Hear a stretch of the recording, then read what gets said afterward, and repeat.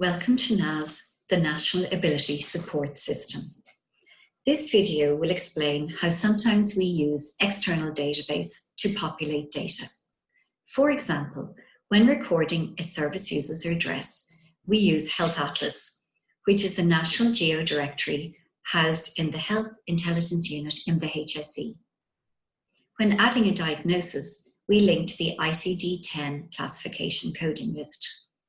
And finally, if recording a disability-funded assistive product, we link to the NSAI, the National Standard Authority of Ireland's coding list. Let's have a look at how we do this. I'm now going to go into a record to show you how we use these systems. To record a service user's address, go into their record and go into the Service User Details tab.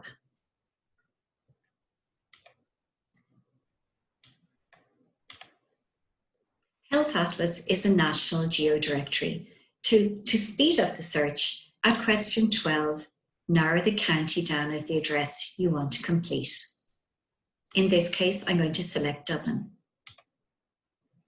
At question 13, begin to type in the address. I am going to use the address of the Health Research Board. As you start typing, you will see addresses being returned. The more you put in, the narrower the search will be. So I will now select the Health Research Board address. Double click. You will see that it populates many of the fields below.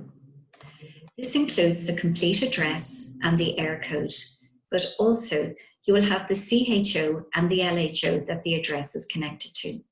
You also have the district electoral division code and the small area. These are codes that you would not know offhand, and so it is very helpful that Health Atlas includes this information for us.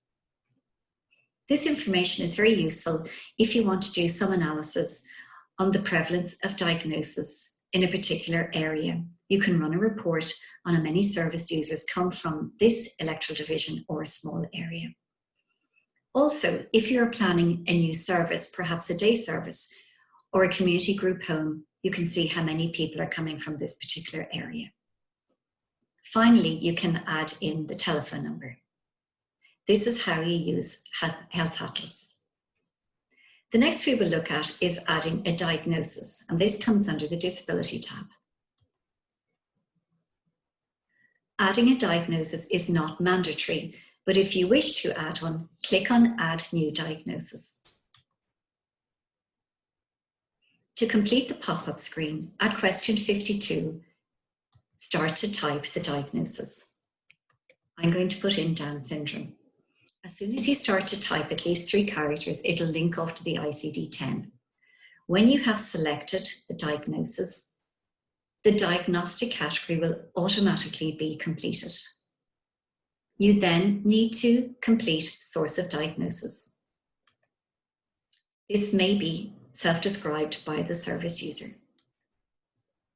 If you do not have the date of diagnosis, the exact date, you can put in the first of a particular year. Or if you have no idea, you can put the 1st of the 1st, 1900. Is the condition active is a yes or no answer. I'm saying yes, and then save the information. You can add more than one diagnosis for an individual. The last one to demonstrate is assistive products. These can be recorded if they're disability funded. Click on Add New Assistive Product. This pop-up screen is a little bit different in that we have 2 radio buttons at the top, one for current and one for unmet need. It defaults to current, but if you want to record an unmet need of a disability-funded assistive product, just tick the radio button. But I'm going to go back to the current. You will see that the first 2 options are grayed out and you cannot complete it. This is because they will be populated from the NSAI coding list. All you need to know is the actual item that the person is using. In this case, Johnny is a wheelchair user, so I'm putting in wheelchair or starting to type. You will see that it searches the NSAI coding list. Once you have selected the correct item, the product class and subclass will be automatically completed for you. Save this information. You may complete multiple new assister products if you wish. If you have difficulty finding the particular item, please contact the Health Research Board for assistance.